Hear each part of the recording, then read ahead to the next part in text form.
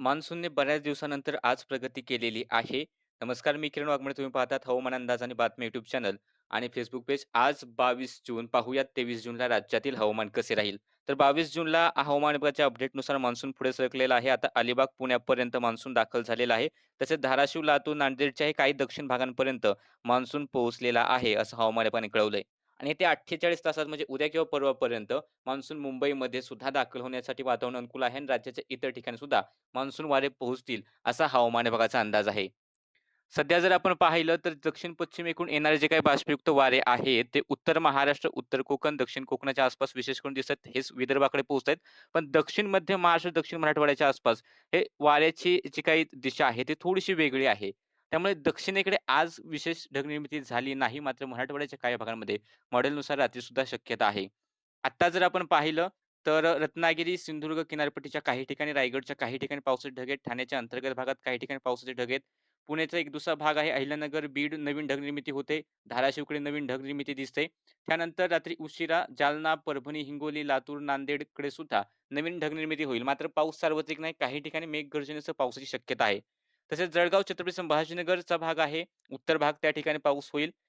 बुलढाण्याचे हे मध्यापासून दक्षिणेकडील भाग वाशिम, यवतमाळ पासून ते इकडे चंद्रपूर, गडचिरोलीकडे पावसाची शक्यता रात्रीसाठी दिसते. अकोला, अमरावतीकडे एक दुसऱ्या ठिकाणी, नागपूर, वर्ध्यात सुद्धा एक दुसऱ्या ठिकाणी रात्री पावसाची शक्यता आहे.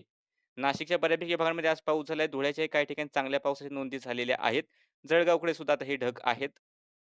रात्री उशिरा ते पहाटे जळगावकडे सुद्धा पावसाची शक्यता राहील.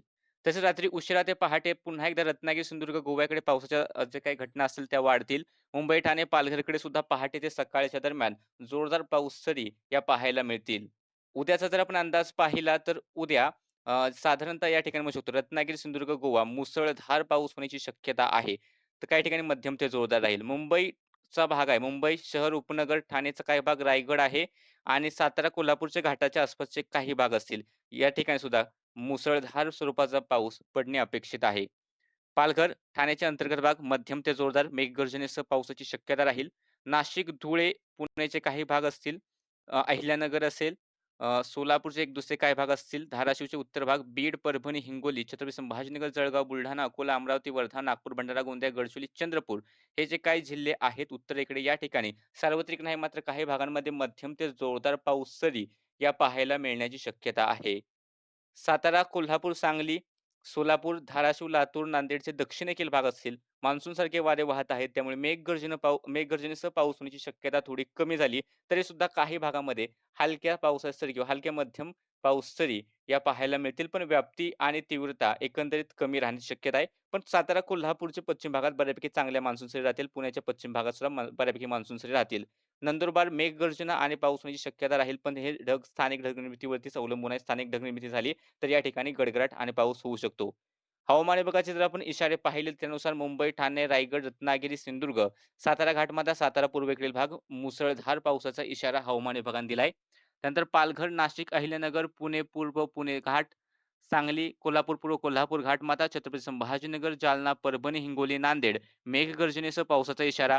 धुळे, नंदुरबार, जळगाव, बीड, धाराशिव, लातूर, सोलापूर हलका पाऊस किंवा हलकी गर्जना. विदर्भात जर पाहिलं तर अमरावती, वर्धा, चंद्रपूर, नागपूर, गोंदिया अतितीव्र उष्णतेची लाटेचा इशारा आहे. अकोल्यात सुद्धा अतितीव्र उष्णतेची लाट. यवतमाळ, गडचिरोली, भंडारा या ठिकाणी उष्णतेच्या लाटेचा इशारा. तर वाशिम, यवतमाळ, गडचिरोली, चंद्रपूर या ठिकाणी मेघगर्जनेसह वादळी वाऱ्यासह पावसाचा इशारा देण्यात आलाय. तसेच वर्ध्याकडे सुद्धा वादळी वाऱ्यासह पावसाचा इशारा आहेच.